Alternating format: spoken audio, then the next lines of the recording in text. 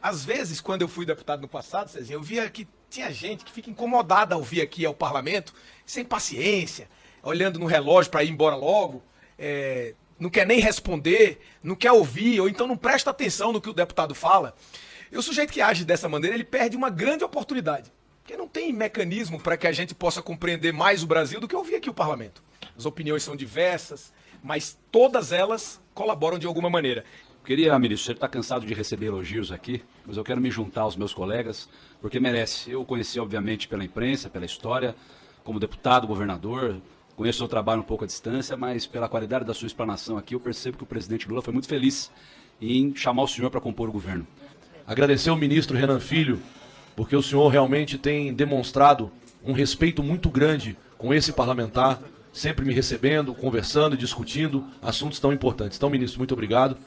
E não podia ser diferente, né? Alagoas, Maceió, eu tenho uma história muito grande ali. Trabalhei muito ali, o senhor sabe, puxei muita carga ali.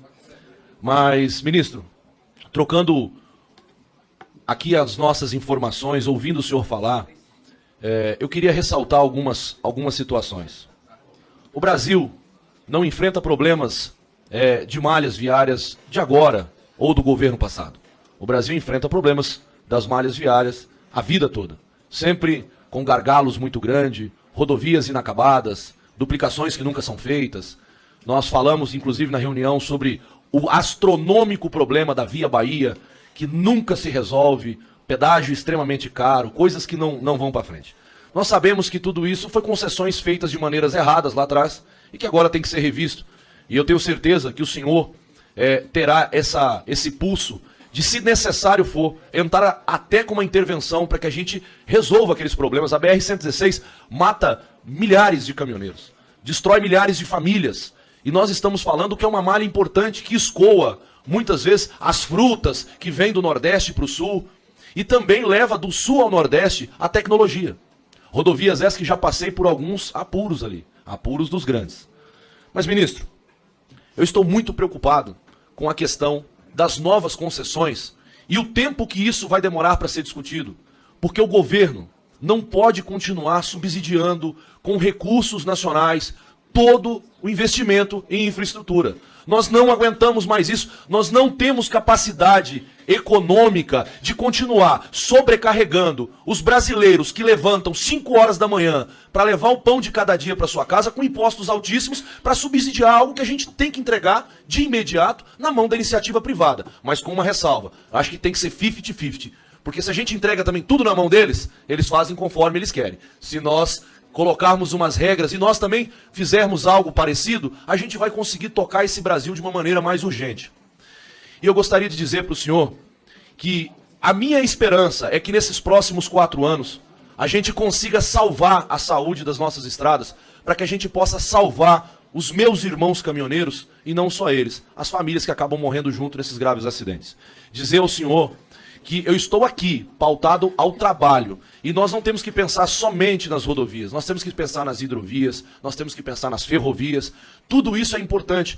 Eu discuto muito isso e às vezes eu tomo muita porrada por causa disso, que os caminhoneiros falam, pô, tu tá defendendo ter as ferrovias? Eu digo sim, porque se nós defendermos termos mais ferrovias, nós vamos colocar o caminhoneiro, que às vezes passa 90 dias longe da sua família, mais próximo de casa. E quando você roda menos, a matemática é simples. Eu rodo menos com o meu caminhão, então ele sobra mais dinheiro, porque o desgaste é menor.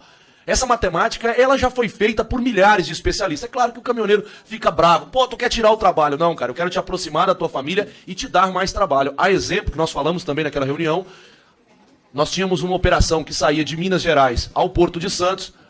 A ferrovia trouxe até o interior de São Paulo e do interior de São Paulo o caminhão levava até o Porto de Santos. Isso melhorou e muito na vida dos caminhoneiros que trabalham na região do Portuário de Santos. Então nós precisamos pensar com muito carinho sobre isso também e continuar tocando.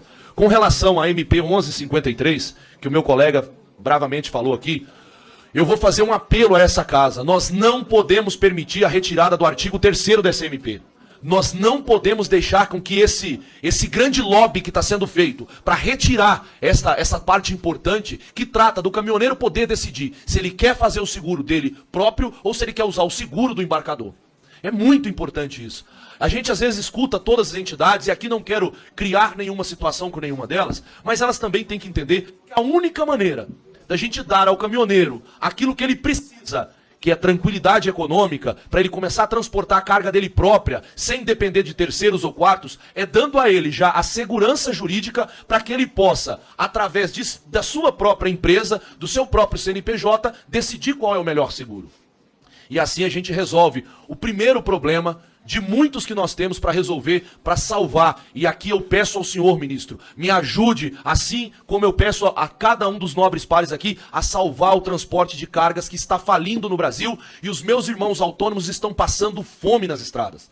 Nós não podemos permitir que essa classe que carrega o futuro do Brasil pegue um frete de Santa Catarina a Belém do Pará, e quando ele chega no Belém do Pará, esse frete foi 60% custo. E os outros 40% ele tem que dividir entre sustentar sua família, pagar as dívidas daquele veículo e as manutenções que virão pelas nossas rodovias serem tão precárias. Então, ministro, são esses os meus pedidos ao senhor. E mais uma vez quero ressaltar que quero estar trabalhando ao lado do senhor, porque confio no seu trabalho. Sei que o ministro Tarcísio e o ministro Marcelo, quando desocuparam esse cargo, e o senhor entrou, eu me alegrei muito, porque eu, sendo um deputado de oposição que sou, me preocupo quem são os ministros que estão ocupando os cargos tão importantes. Porque eu disse isso ontem e vou repetir a minha vida toda. Nós não podemos discutir pessoas, nós temos que discutir ideias. Mas para discutir ideias, se a pessoa do outro lado não estiver aberta a isso, nós não vamos ter um avanço. E eu tenho certeza que com o senhor, nesses 4 anos, nós vamos fazer grandes coisas e tirar o Brasil de um marco que hoje é triste pela situação, e não é a situação que o presidente Bolsonaro deixou, é uma situação que já vem ocorrendo há muito, e com o presidente assumiu um país, veio pandemia, veio todos aqueles gargalos, e nós fomos estreitando ainda mais essa situação. Então eu espero que nesses 4 anos a gente consiga evoluir muito, e agradecer mais uma vez, e dizer que conte com o meu gabinete, conte com o meu trabalho, conte com o meu apoio, eu quero estar presente em todo momento. E eu gostaria de dar esses últimos minutos aqui para o deputado que precisa fazer... Deputado Lázaro, que ele só quer fazer 2 colocações ao senhor, ele não conseguiu se inscrever. Bora, deputado Lázaro. Pois não. E eu gostaria de fazer 2 observações. Que a BR-153, que foi uma obra das mais importantes do presidente Juscelino Kubitschek de Oliveira, ele só deixou uma ponte sem concluir nesse trajeto de Goiânia até Belém, que é exatamente a ponte do Rio Araguaia. E aqui nós estávamos querendo pedir ao ministro Renan Filho que desse uma atenção especial na conclusão dessa ponte, que está quase pronta. Falta só completar o centro dela e as cabeceiras. Ponte Xambioá a São Geraldo. Ponte das mais importantes. E também essa concessão que foi feita aqui na Belém Brasília, no trecho aqui de Anápolis até Gurupi, depois de Gurupi um pouco, que já estão cobrando pedágio há muito tempo e que não foi feito nada de duplicação. Então nós estamos querendo também ver se essa duplicação começa a sair do papel, porque é uma estrada das mais importantes, uma das estradas mais longas do país e precisa de ser duplicada. Então nós vamos pedir essa atenção especial do senhor. Estou confiando muito no seu trabalho, gostei demais da sua apresentação e sou um parceiro para ajudar o nosso Brasil. Estou aqui de pé e à ordem. Muito obrigado.